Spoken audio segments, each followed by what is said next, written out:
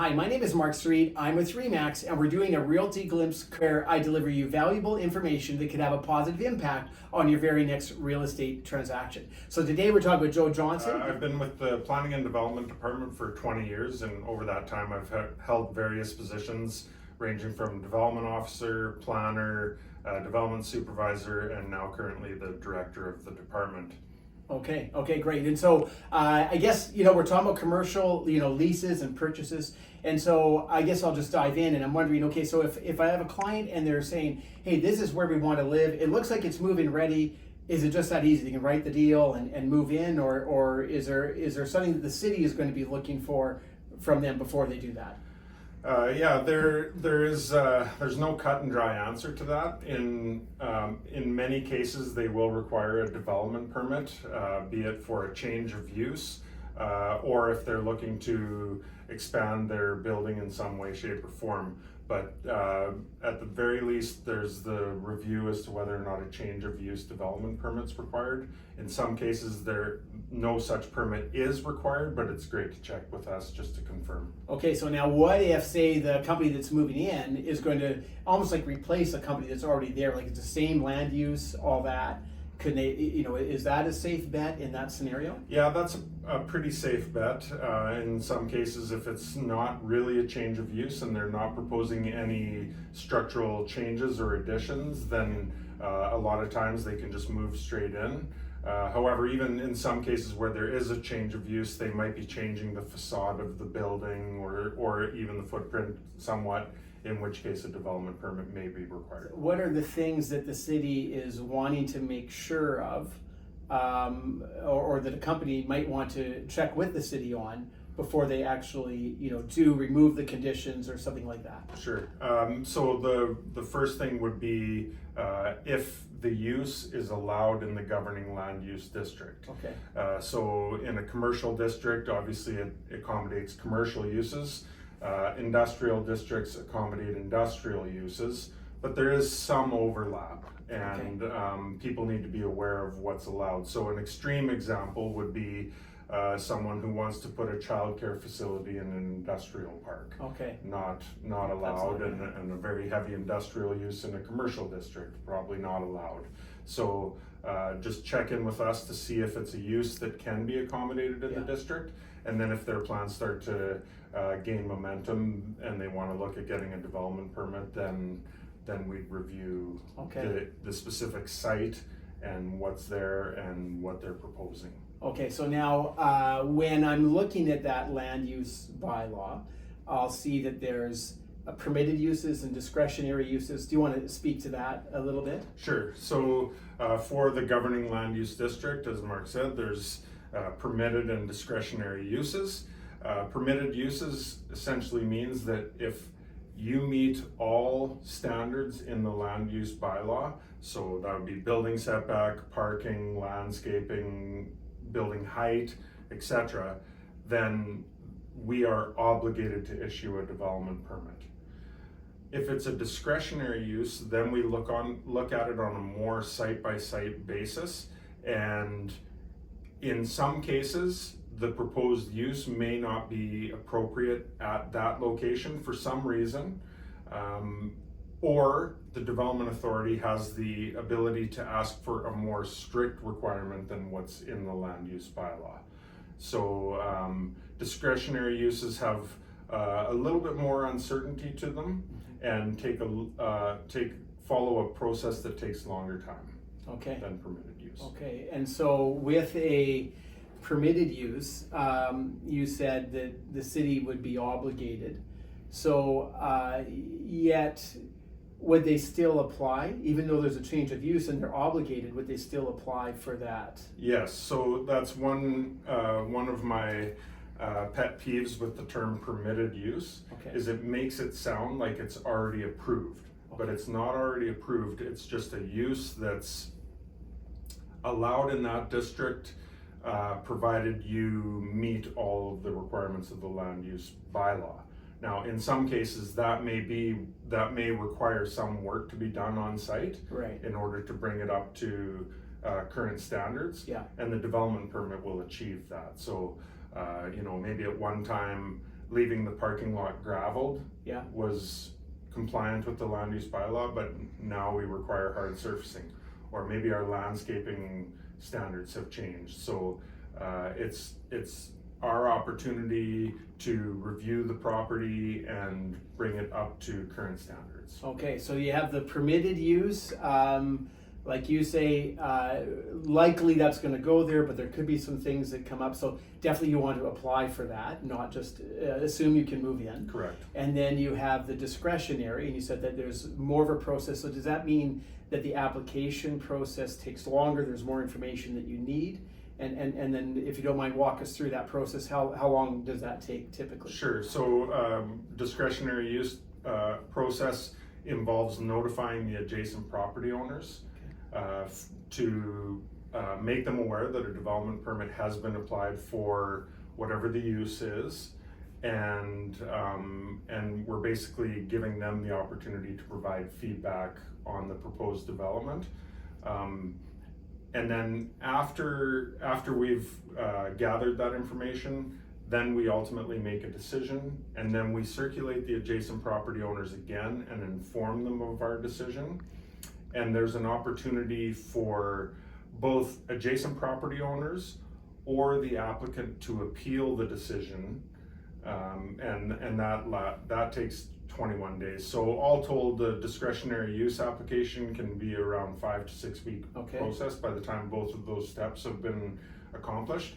And the reason I say that the applicant has the right to appeal, an applicant has a right to appeal any decision, whether it be permitted or discretionary, because they may object to some of the conditions, or they may object to the decision because there's a possibility that we would refuse it, in which case they could appeal it, or they just don't like the conditions under which we've approved it, so they could theoretically appeal, but it's only in the discretionary use scenario where an adjacent property owner can appeal. Okay, so you have that discretionary use where the application process could take 5 to 6 weeks longer, but that's a little bit looser because there could be some sort of, somebody could contest it, in that cycle. So probably 5 or 6 weeks, assuming that everything goes well. On the other side, if it's a permitted use, how long would that application process take? We've had quick turnarounds, sometimes in as quick as 10 days for permitted use. Okay. Obviously, the more complex a project, the more time it takes to review. And sometimes the delays in the more complex applications are within the city because we're reviewing something that is complex, but sometimes we come up with a list of revisions that are required to the plans, and we send that back to the applicant, and the applicant takes some time to figure out how they want to address our concerns. So it's a little bit of back and forth, but typically, let's say like a major development permit for a permitted use that's quite complex, might be in the neighborhood of around 21 days. Okay. 25 days. Yeah, and so if it's not say the application isn't filled out properly, and I bet that happens at times, what might be a common thing that was maybe overlooked or not filled out correctly to begin with? Sure.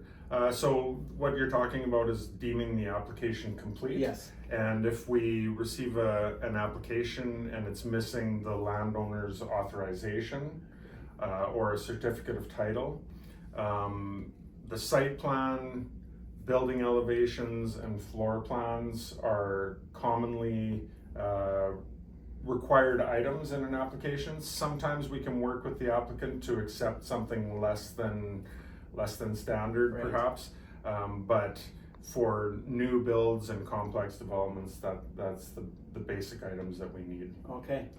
And then we talked about commercial and industrial. Are there certain zonings that might have some more flexibility than others, typically? Well, the more intense the land use district, then the more uses are typically listed. So an example, just to draw a comparison, would be a neighborhood commercial where you might find like a neighborhood convenience store and gas station versus the commercial arterial district. The neighborhood commercial district is going to have far fewer uses and less intense uses than the commercial arterial district, which will have quite an extensive list of uses. And the basic idea is that, to draw a scenario, you wouldn't want a late night club in your neighborhood convenience commercial area. You just want truly neighborhood convenience type uses. Right. Whereas commercial arterial, which as the name implies is the commercial land use district that kind of rings all of our major arterials, so 100th Street, the bypass, 100th Avenue out this way, most uses can go there because they're adjacent to other commercial uses, and you don't have to worry about the interface between commercial and residential. Okay. So of course we're talking about the development permit.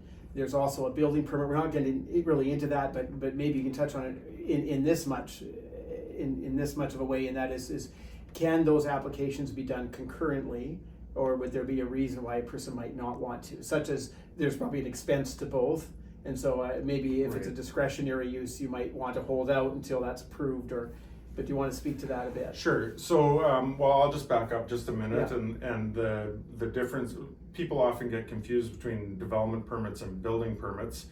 Development permits are about land use and what the overall site is going to look like in the building and whatnot, whereas the building permit is how the building is constructed and how it's, let's say, fire rated and what sort of occupancy class it is and whatnot. And so the two, although are both called permits, deal with different things.